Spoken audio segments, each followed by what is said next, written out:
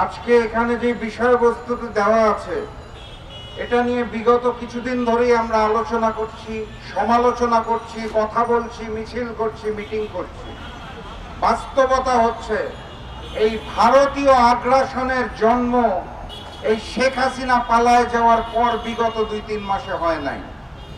এই আগ্রাসনের সূচনা বহু আগে, দীর্ঘদিন ধরে, যেটা স্বপ্ন দেখা হয়েছিল 1970 সালে।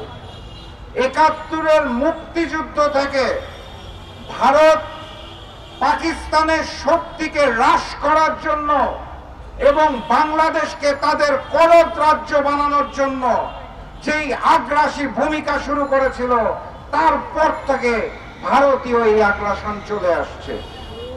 নতুন প্রজন্ম যদি মনে করে থাকে যে এই ভারতীয় আগ্রাসন হঠাৎ করে উড়ে এসে জুড়ে বসেছে, তাহলে তাদেরকে আমি বিনয়ের সাথে অনুরোধ করব, যেভাবে জুলাই আগস্টের গণঅভ্যুত্থান হয়েছে একইভাবে ভারতীয় আগ্রাসনের বিরুদ্ধে আন্দোলনকে আমাদের গড়ে তুলতে হবে।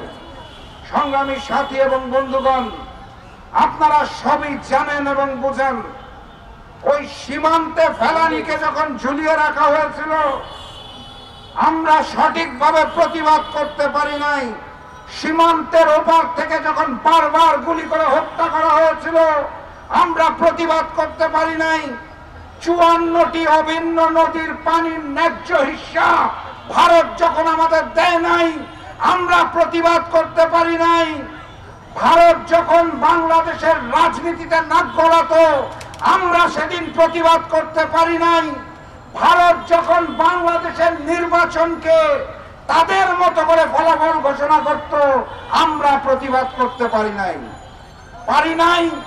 কারণ হচ্ছে বাংলার মসনদে ওই ভারতের তিলকওয়ালী মুখ্যমন্ত্রী শেখ হাসিনাকে বসিয়ে রাখা হয়েছিল। সেই সংগ্রামে, সেই আন্দোলনে, ফ্যাসিস্ট হাসিনা বিরোধী আন্দোলনের মাধ্যমে এবং ভারতীয় আগ্রাসন বিরোধী আন্দোলনে আমরা অগাস্ট মাসের 5 তারিখে নতুন স্বাধীনতা এবং নতুন সূর্যোদয় পেয়েছি।